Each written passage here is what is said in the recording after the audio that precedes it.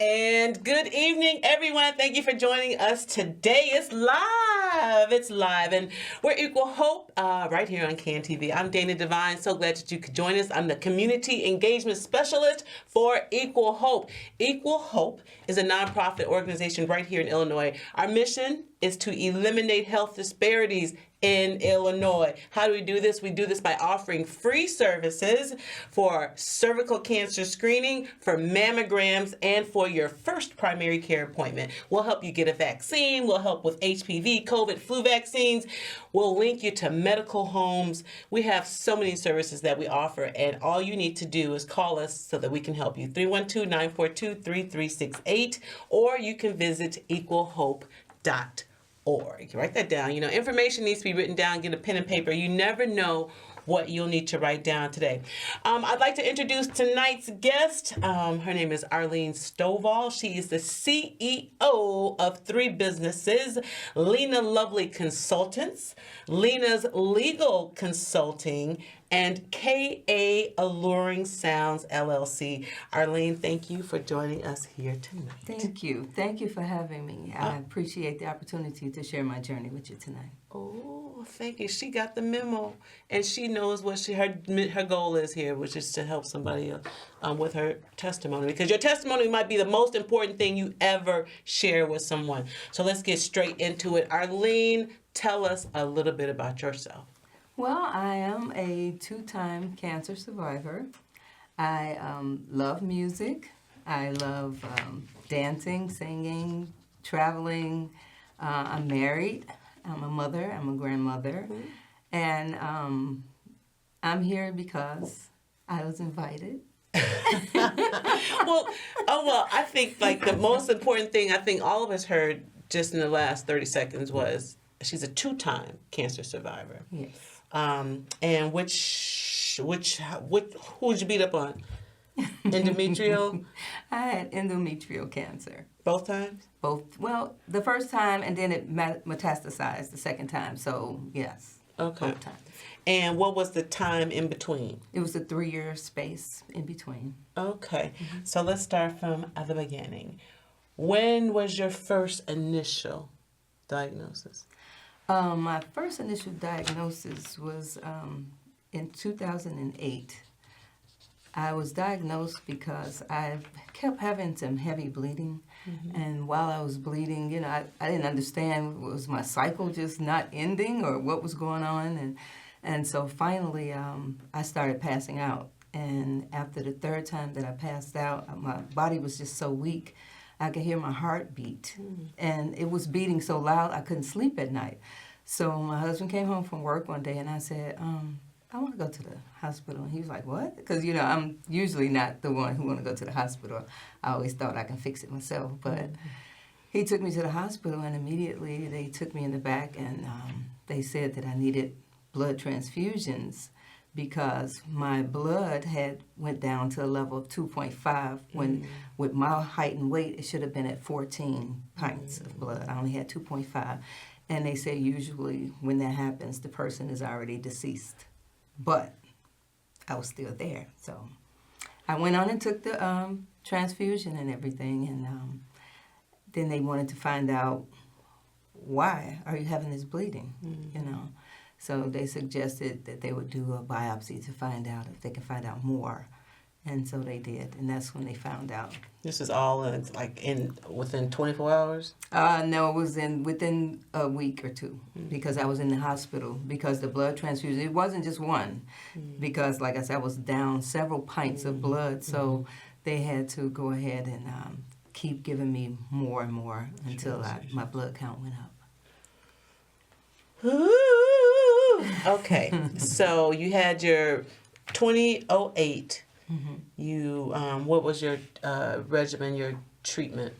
They performed a hysterectomy, a full hysterectomy on me, and told me that I can have radiation, but the radiation that they were trying to give me was very invasive. So I chose not to have it at that time. So they also told me that I have 5 years to live. because once you've had endometrial cancer, they only think that your survival rate is 5 years after that. 81% of women that get it, they start off with the, once they go through menopause, that's usually when you get it. But I hadn't started menopause at the time when I got it.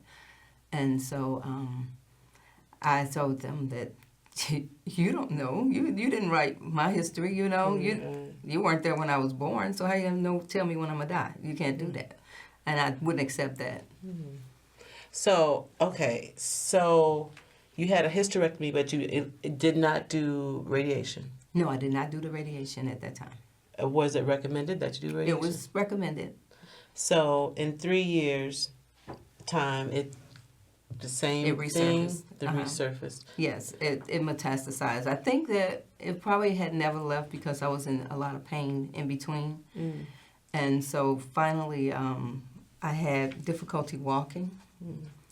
So I had to be pushed in a wheelchair or on a walker or with a cane or with This is in someone between? else. In between, yes.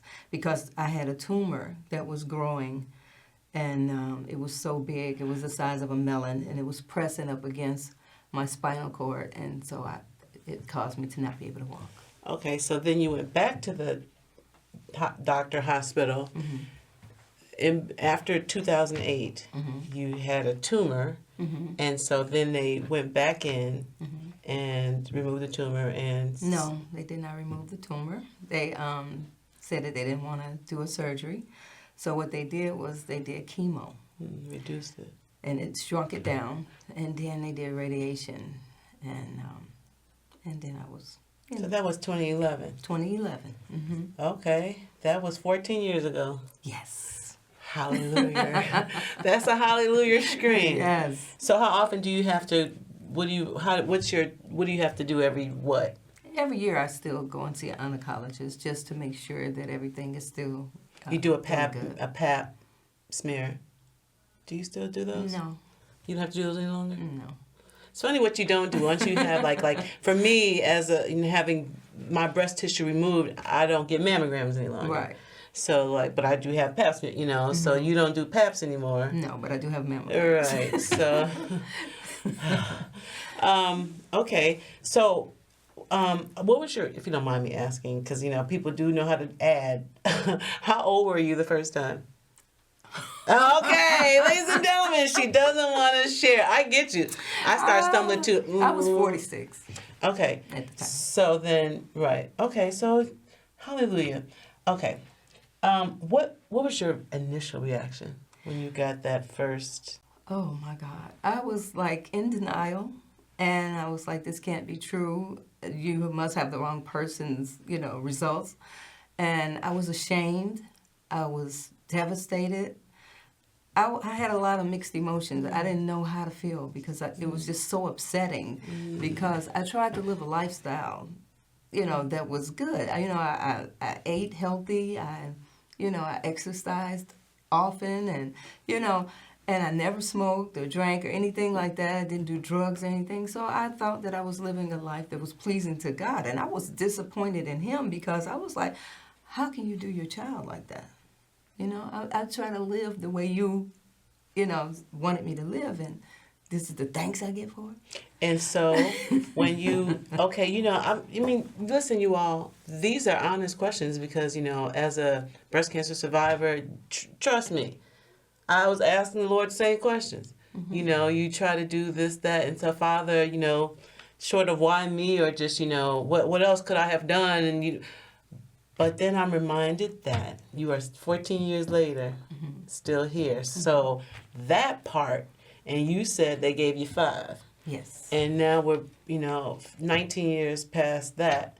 So I thank the Lord for the doctors that He sent. Yes, I thank the Lord for the doctors as well. And after I started going through the treatment after the second time, I said, I think that He probably did this to me because I can help someone else. Because I knew that because I went through what I went through, I can help somebody else if they're going through something like this. And so I was grateful. I was like, well, thank you for choosing me because, we always say He won't put more on you than, you can bear it. So I felt like I can bear it because he gave it to me. So if he brought me to it, he gonna bring me through it. So I just went on and I started thinking positive and started doing things differently, and that's why I'm here today. Was that first time one, time two when you changed your mindset? The second time. Well, the first time it wasn't as bad because once they did the hysterectomy, I didn't really go through a lot. It was just the bleeding and There's no pain. But I didn't really have pain in the first time. But the second time I was in so much pain I could hardly breathe that the pain was just that excruciating, And so that's why I try to advise women if they're having problems with bleeding and stuff, get checked for endometrial cancer because a lot of times they'll say, oh, it's a fibroid or something like that. Have them thoroughly checked so that you can know for sure what it is. Are there any, I probably know, I just want you to tell them any preventative things that you can do? Any preventative things that you can do for endometrial cancer? Not to my knowledge. Not to your knowledge. Not to my knowledge. That's just something that that happens. It's like a tear in the lining of your endometrial wall. So that's where the blood comes from. So I don't know if there's anything. Well, maybe, I don't know. I know they say that the HPV. Yeah. I was wondering if the HPV vaccine. They said that can help it, but they didn't have that around at that time, I don't think. If they did, no one mentioned it. Yeah, I don't know. No, we didn't get the HPV when we were little. Right. Our children did, but that wasn't in our vaccine regimen. But you can still get the HPV shot up until, I'm not even going to start quoting, but you can get it over past 21 or even past 30. So do find out if you feel like that's something you need to do. Talk to your primary care doctor. If you feel like you missed that shot and you want to still get it, maybe you can. But you said the word, and I think that this is, I just want to visit it. You said you felt ashamed, right? Yes. And let's talk about that. Well, I was ashamed because, it was a female part of me that was affected. And after me having a hysterectomy, I was like, does this make me a boy? All kind of thoughts go through your mind. You're like, oh my God, so I don't have female feelings anymore. I was thinking that, everything was going to be totally different. I would never be the same, because that was, that's how I carried my babies, in my uterus and stuff. And now I have it no more, so. But you had your children, so. Yeah, I did. I had already had them. Right. So is there like an age when endometrial cancer may present more, Normally it presents after age 60 because that's when women are done with menopause, and 95% of women may get, if they get that female cancer, that particular cancer, is usually the endometrial cancer. And they have a lifespan of only, like I said, 5 years, unless they do something. They have to do something. Well, I'll tell you what I did. I don't know what they're going to do, but I'll tell you what I did. I changed my habits. I started including more fruits and vegetables in everything that I ate. In breakfast, lunch, and dinner, I had fruits and vegetables with my meal. I stopped eating a lot of sugars, and I started trying to exercise. Even doing chair exercises helped. So that's what I did in order to try to alleviate that, and then as time went on, I found out about soursop and strawberries and all the melons and stuff that help fight cancer, and the mushrooms and stuff. And once I started eating all of that stuff, and they told me that I was cancer-free, I couldn't believe it. Oh, wow. So, how did that feel? What do you remember? Oh, I was so excited that I told my doctor that day, I said, okay, doctor, can I say his name? Yeah. Okay. I said, Dr. Wong, I said, since I'm cancer-free, I need to make an appointment so that I can get this porta cath removed. And he said, what?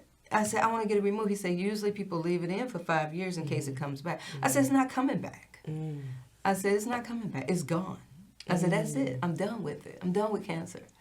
And so he was like, are you sure you want to do this? And I was like, yes. So 2 weeks later, I had it removed. That's how excited I was. Oh, wow. Because that, you ladies and gentlemen, that is like a little kind of crutch, the little port that you use where they give you your treatment through. And I think I kept mine for a little while because you just, but to feel like you just know, get rid of it because I know I don't need that anymore. Good for you. Yes. That's good. That's the mindset you need to have. We're talking to Arlene Stovall. She is an endometrial cancer survivor 2 times. So that makes you a real champion. What strategies do you have or did you have for coping with like anxiety or fear during and after treatment? The way I coped with it, I listened to a lot of music, I sang a lot, and I colored in coloring books and did word search puzzles. I did that a lot because that way, it took away a lot of the thoughts that would be running through my mind. It kept my mind on something else, So I kept doing what I enjoyed doing, So that's one of the strategies that I used to get through the fear, and the uncomfortability, because it was very uncomfortable, especially on the days that you had to go and get that stick in the porta cap. That was very painful. I hated it, but I used to always, just hum and sing songs while they doing it. Oh man, you're just taking me back. Yeah. So a journey like the one you've been on needs support. Yes. And so tell me about your support during that time, and what were you leaning on? Who helped you? What helped you during that journey? Well, first of all, it was God. Yeah. And I'm grateful that He put the people in my life that I needed, that was going to be there for me during that time. My husband, he was there, and he never let me down. He was praying for me every day. He was, anytime I'm sick or not feeling well, he was rubbing me down and doing everything. And then my daughters, one would come all the way from Wisconsin to go to my treatments with me. The other one would come from Indiana. How often did you have to go? Once a week. Okay. Once a week, and then I'm off for a week. And then, once a week for 6 weeks, and then I'm off a week. Okay. That's the way it was. So they were coming in from out of town. Yes. And, and then my sons would check on me, How many children do you have? I have 5. 5 children. 3 sons and 2 daughters. Okay. Yeah, and then my doctors, I'm sorry. No, go ahead. No. Okay. My doctors, they were a lot of help, because I asked, what can I eat? What should I not eat? And he told me that you can eat whatever you want in moderation. He said, like, if the serving size, if you want French fries and the serving size is 15, don't eat more than 15. And I was like, what? So I started counting my fries because I've always been addicted to fries. All right, started counting. So I would count them, make sure I didn't eat more than 15 and make sure that I had, the right amount of whatever I was eating, I made sure that it was according to whatever it said on the package, if I ate packaged food. Well, most of the time, I bought fresh fruits and vegetables. Juicing? Yes. I started using my, what do you call it? Juice Man Jr.? It's, the Juice Man Jr.? No. It's the other thing. The bullet. The bullet, yes. Yes, I had the major bullet. It was called Dr. Bullet or something. It was huge, but it You still using it? I still use it. Yeah, I try to juice regularly. Are you on any long-term hormone treatments, or when you said take the catheter out, you were done? I was done. You're not doing anything else? No. And you're not? I don't advise anyone to take, that advice, but I know my body, and I refused to take anything. Were there some things that they offered you? Yeah, they offered some things. They offered me like 20 different pills, and I was like, what? I'm not taking all that, And I started off, I took for a couple of days, and I would sleep, I would miss days. I fall asleep on a Tuesday and wake up on a Sunday. I'm like, what happened to all these days that I missed, And I didn't like that feeling. So I stopped. I gradually stopped taking everything. And after that, that was it. I was like, I'm not taking it anymore. And they shocked the doctors because they were like... And that was 14 years ago? Yeah. Because they were like, oh, you're doing so well. Yeah. I was like, because I'm not on that medicine. Yeah, this is... That's brave. That's on the edge living. And you gotta definitely gotta trust the higher source. And you make a decision. Give any survivors who are watching at home tips Okay. on finding a new routine in their lives, especially in the first weeks after treatment. Because you sounds like you got a nice homeopathic plan going. So help somebody. Okay, in the first couple of weeks, mainly try to rest. Try to rest as much as you can and figure out something that you like to do, whether it's coloring, singing, some people do line dancing. Do a little of that each day. Something that brings you joy, and do it for yourself. Even if you have to write it down, if you have to schedule yourself in order to do it, put it on the schedule. I had to schedule my breakfast, lunch, and dinner because I wouldn't know when I ate or what I ate. But I would always write it down. Then I would have to go back and look. Oh, I ate already. Because, doing chemo and stuff, you kind of lose your memory a little bit. I know I did, but it came back. So I'm grateful for that. So you telling them to rest. Make sure you rest. Make sure you rest and make sure you do something that you enjoy. Okay, now what about those of us who are stressed about cancer returning? You cannot stress about it because if you stress about it, it'll bring it back. I don't believe in remission, but I believe that we develop things by stressing about it being in our life. And if we know that it's gone, it's gone. Don't worry about it coming back. Just tell it it's not welcome there. That's what I do.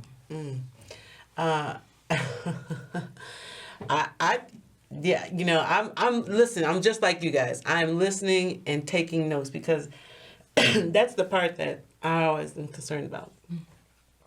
Stress, that's stress, but I appreciate you. Oh boy.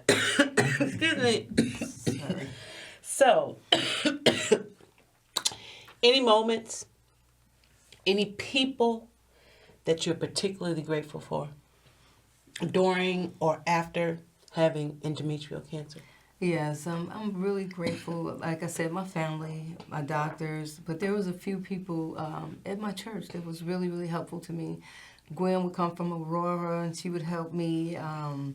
Angie Marshall would come from the south suburbs. Takesha would be there with me just to sit there and hold my hand.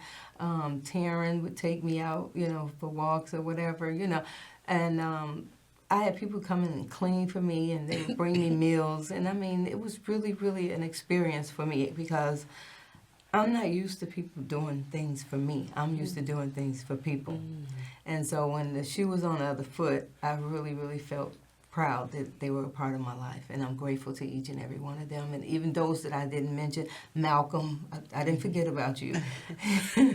Malcolm and Mark and some of the other guys at the church as well. My choir was awesome. You have such a calm spirit, just calm and godly. So before we leave, and in a very few words, what takeaway message do you have for our viewers, somebody at home right now, regarding cancer in general or endometrial cancer? What would you share that would offer this peace? Trust God and trust your body. Trust what your mind is telling you.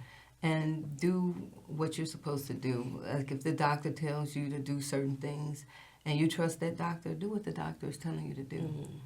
And make sure that you do things that make you happy. Don't do things that, might upset you. Just find something that gives you joy and do that. Well, the trust the doctor part, that's very important to make sure you have somebody, your team, you feel like they're working in your best interest. Yes. How many people were on your team? Ooh. You had the oncologist. Yes, the oncologist, the gynecologist, my primary care, the one that did the portograph. I had wanted to say. It was about 7. Yeah, and that's the comprehensive approach where you have a team and they sit down around the table and talk about you, you know, that's a blessing Yes, it is. that good insurance allows. Yes. You know, however, we know that that's just not.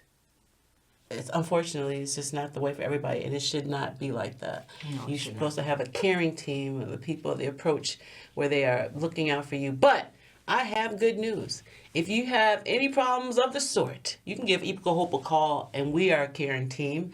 We will support you from A to Z. If you have a breast cancer situation or a cervical cancer situation, we'll help you get into a primary care appointment free, and our services are all free. We have a Latina navigation team for our brown sisters, so we have eliminated all the excuses because early detection saves lives, and you can't deny, verify.